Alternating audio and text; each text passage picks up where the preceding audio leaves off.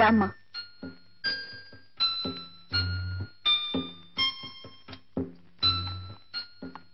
ఏమ్మా బండి కావాలా?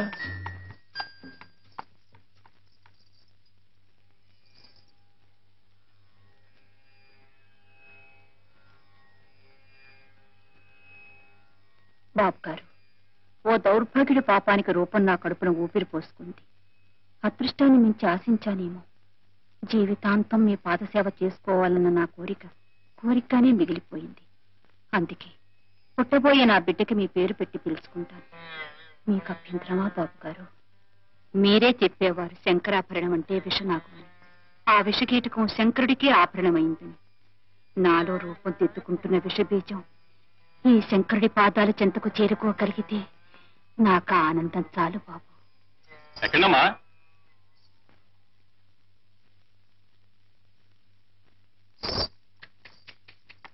చల్ చల్ చల్.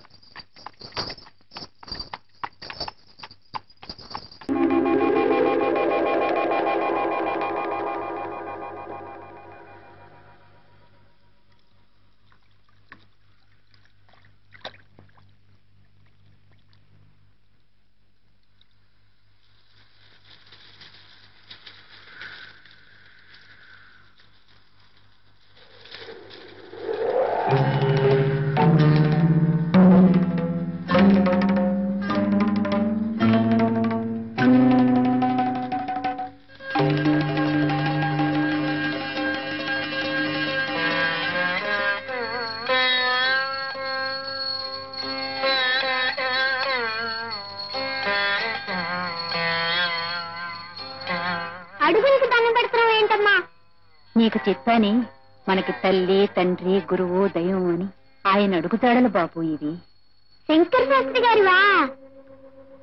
ఏరి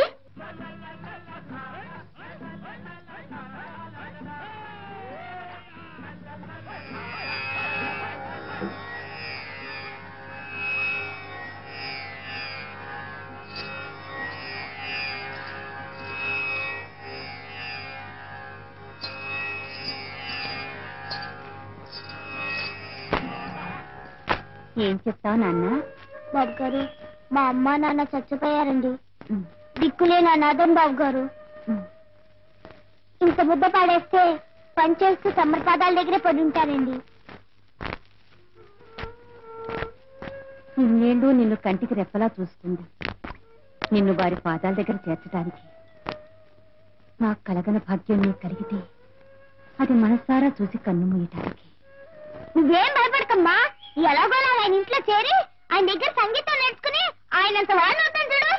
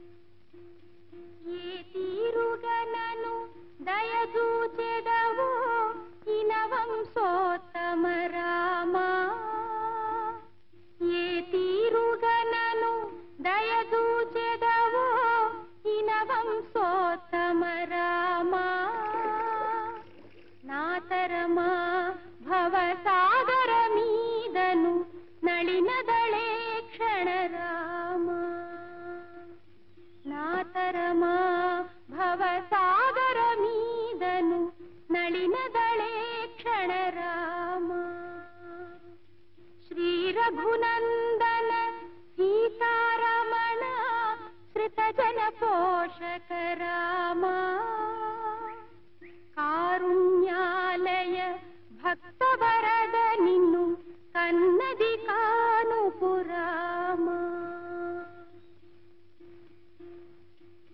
క్రూర కర్మములు నేరక చేసి నేరములెంతకు రామా క్రూర కర్మములు నేరక చేసి నేరములెంతకు రామా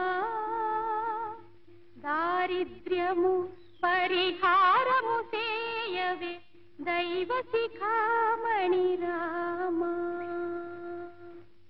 నమస్కారం అండి.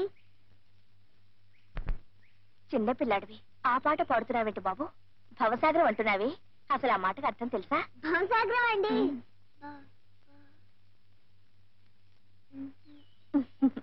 భవసాగరం అంటే పెద్దవాళ్ళకి కష్టాలు ఖర్చులు పెళ్ళిళ్ళు పేరంటాలు రోగాలు రుష్టులు వస్తాయి చూసావా, అప్పుడు వాటన్నిటినీ తట్టుకోలేక ఈ సంసారం అనే సముద్రాన్ని ఈదలేకపోతున్నావు అంటారు. అదన్నమాట. ఓ అదా అండి, భవసాగరం అంటే కష్టాలన్నమాట. చూసారా, తెలియక పాడినా సరిగ్గా నా విషయాలే పాడుతున్నాను. నాకు బోల్డ్ భవసాగరాలు ఉన్నాయండి. నాకు అమ్మ నాన్న ఎవ్వరూ లేరు, అనాథ వెదవని. అది భవసాగరమే కదండి. నా అంత చిన్న తమ్ముడు మీకుంటే మంచి బట్టలేసి ఎంతెక్క బడికి పంపేవారు. నన్ను అలా పంపేవాళ్ళు లేరు, మంచి బట్టలు లేవు. అది భవసాగరమే కదండి. మరేమో ఒక్కొక్క రోజండి ఎన్ని వీధులు తిరిగినా గుప్పుడు మెతకలు దొరకవండి. అప్పుడేమో ఆకలేసి కడుపు నిండా మంచెలు తాగేస్తాను. అంతే, గుక్కు గుక్కుకి అదే పప్పు అదే అన్నం అదే చారు అని తాగేసి తేల్చేస్తానండి. అది ఓ భవసాగరమే కదా. ఏమిటో వానొచ్చినా చలేసినా ఏ గుడరుగు మీద ఇలా ముడుచుకు పడుకుంటానండి. ఇలా భవసాగరాలు బోల్డ్ ఉన్నాయండి నాకు. అందుకని ఏ గుళ్ళో అన్నా కూర్చుని ఈ పాట పాడుకుంటూ ఉంటాను. మరి వేళ ఇక్కడికి వచ్చావే? నిన్ననే నాకు తెలిసిందండి ఇది శంకర శాస్త్రి గారి ఇల్లని. మీరు అది అమ్మాయి కదా. నేను ఈ ఊరికి కొత్తలేండి. మీరు అది అమ్మాయి గనక మీకు తెలియదేమో గానండి, నాలాంటి పిచ్చి పాటలు పాడే వాళ్ళ దగ్గర నుంచి కచ్చేరీలు చేసే వాళ్ళ దాకా మా అందరికి శంకర శాస్త్రి గారేనండి దేవుడు. మాకు వేరే దేవుడు లేడు. అందుకనే వారి ఇంటి ముందు కూర్చుని ఇలా పాడుతూ ఉంటే ఆ దేవుడికి మనసు కరిగి నాకేదైనా పని చూపించి ఇంత ముద్ద పెట్టకపోతారా అనే నమ్మకంతోనే ఇలా పాడుతూ ఉన్నానండి. పిచ్చి తండ్రి, ఆకలేస్తోందా అమ్మా? అవునండి, నిన్నంతా నేనేం తినలేదు. అలాగా, రా బాబు. అమ్మయ్యా, పూజారి వరం దొరికింది. ఇంకా దేవుడు వరం ఇస్తే చాలా. అవునండి, మిమ్మల్ని అక్క అని పిలవచ్చా? పిలు బాబు. దానికే అయితే ఇంకే, నీకేం భయం లేదక్క. నీ తమ్ముడిని వచ్చేసాగా. ఇదిగో నీ వేలుడంత వెదవలా కనిపిస్తా గాని నాకు అన్ని పనులు చేతనానక్క. వేలు కోసుకోకుండా కూరగాయలు తరుగుతాను, చింతకుండా బట్టలు ఉతుకుతాను, మరి చీపురు పాడవకుండా ఇల్లు ఉడుస్తాను. అబ్బబ్బో, ఎన్ని పనులు అనుకున్నావు. పద చూద్ది గాని. అవును, నువ్వు మడి కట్టుకుంటావా లేకపోతే తుండుగుడ్డ పెట్టేసి నేనే అత్తేసి వేసానా? నువ్వేం చెయ్యొద్దు గాని నువ్వు ఇలా కూర్చో. వంట కాగానే నేనే పిలుస్తాను.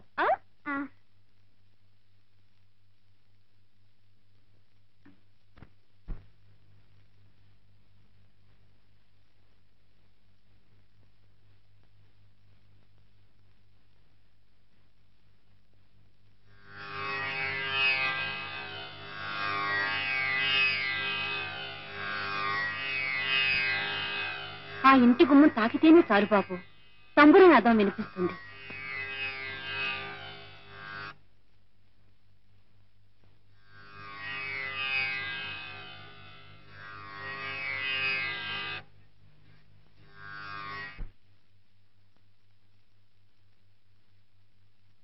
ఆ నాలుగు గోడల మధ్య ఎక్కడడుగు పెట్టినా సప్తస్వరాలు వినిపిస్తాయి బాబు.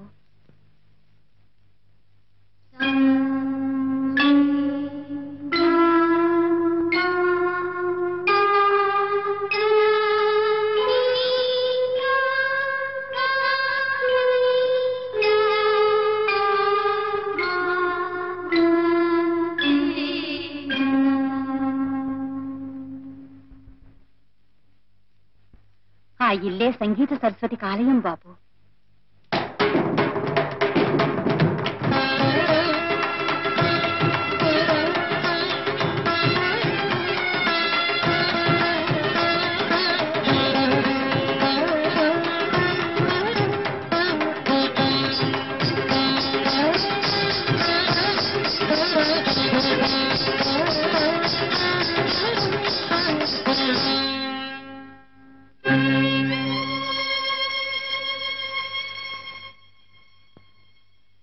నమస్కారం అండి.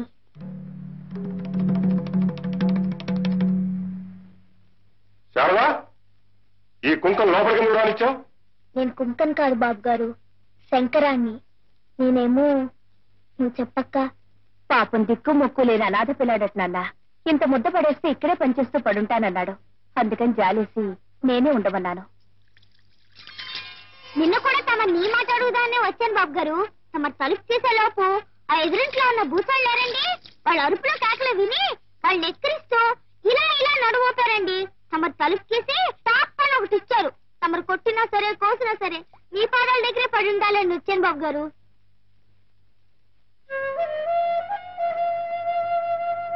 నా చిన్న పొట్ట కదండి, ఎక్కువ తినండి. ఇంతేనండి. మీకు అన్ని పనులు చేసి పెడతానండి. మీ పంచులు ఉతుకుతాను. నాకు మంత్రపుష్పం కూడా వచ్చండి. మీరు పూజ చేసుకునేటప్పుడు నేను చదువుతానండి.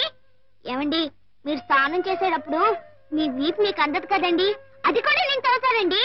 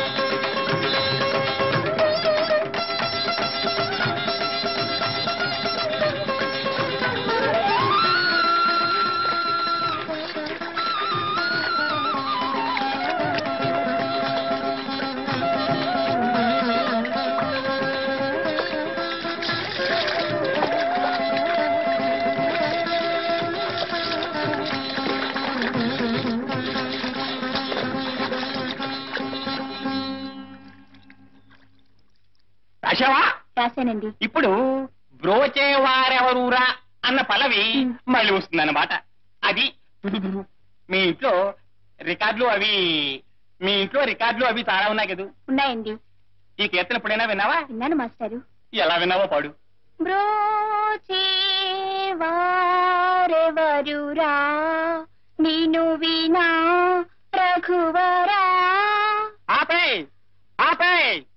అదే మీకు నాకు ఉన్న వ్యత్యాసం. పూర్వం ఎప్పుడో పడవల్లో ప్రయాణం చేసేటప్పుడు పాడిన పాటను కట్టిన రాగం ఉన్నది. ఇప్పుడు బస్సులు, రైళ్లు, విమానాలు, రాకెట్లు, జాకెట్లు, జట్లు అన్ని వచ్చేసాయా? స్పీడు, లోకమంతా స్పీడే. మన దైనందిన జీవితంలో ఎలా అయితే స్పీడ్ వచ్చిందో అలాగే సంగీతంలో కూడా రావాలి. ఈ విషయంలో నేను చాలా చాలా ప్రయోగాలు చేశాను. కొత్త కొత్త రాగాలు కనిపెట్టాను, కట్టాను. నిజానికి నాలాంటి మేధావి దగ్గర నువ్వు సంగీతం నేర్చుకోవడం అనేది నీ అదృష్టమే అనుకో. ఇంతకన్నా విషయంలో నేనేం చెప్పలేను. ఈ పాట అసలు ఎలా పాడాలంటే, ఎలా పాడాలండి? బ్రోచేవారెవరురా నేను వినా రఘువరా, నన్ను బ్రోచేవారెవరురా నేను వినా తట రఘువరా తట. నీ చరణం భుజములనే విడదాల కరుణ బ్రోచేవారెవరురా. ఓ చతుర నానా త్రివందిత నీకు పరా కేలనయ్య. ఓ చతుర నానా త్రివందిత. శంకరభరణం గారా, రండి. ముఖ్యంగా మీలాంటి ఛాందసులు నాలాంటి మేధావులు చేస్తున్న ఈ ప్రయోగాలు తప్పకుండా వింతీరాలి. అక్షరాల్ని నీ ఇష్టం వచ్చినట్టు విరిచేసి భావాన్ని నాశనం చేయడమేనటయ్యా ప్రయోగం. దాసు, ఆకలేసిన బాబు అమ్మా అని ఒకలా అంటాడు, ఎదురు దెబ్బ తగిలిన బిడ్డ అమ్మా అని మరొకలాగంటాడు, నిద్రలో ఉలిక్కిపిడి లేచిన పాపడు అమ్మా అని మరొక విధంగా అంటాడు. ఒక్కొక్క అనుభూతికి ఒక్కో నిర్దిష్టమైన నాదం ఉంది, శృతుంది, స్వరం ఉంది. ఆ కీర్తనలోని ప్రతి అక్షరం వెనుక ఆర్ద్రత నిండి ఉంది దాసు. తాదాత్మ్యం చెందిన ఒక మహామనిషి గుండె లోతుల్లోంచి తనకు తానే గంగాజలంలా పెల్లుబికిన గీతం అది, రాగం అది. మిడిమిడి జ్ఞానంతో ప్రయోగం పేరిట అమృతతుల్యమైన సంగీతాన్ని అపవిత్రం చేయకయ్యా. మన జాతి గర్వించదగ్గ ఉత్తమోత్తమైన సంగీతాన్ని అపభ్రంశం చేయకు. ఏమిటో ఈ గోళ. ఆయన పాటే కాదు, మాట కూడా అర్థమై చావదు నాకు. ఆండాళ్ళు, నీకేమైనా అర్థమైందా? బాగా అర్థమైంది మాస్టారు. తుడిచేయి, బుర్రలోంచి బుద్ధులు పోయి. ఇప్పుడు పాట నేర్చుకోమ్మా. నీకేం రాదు పో, నీ దగ్గర నేనేం నేర్చుకోను. ఆండాళ్ళు, ఆండాళ్ళు, ఆండాళ్ళు.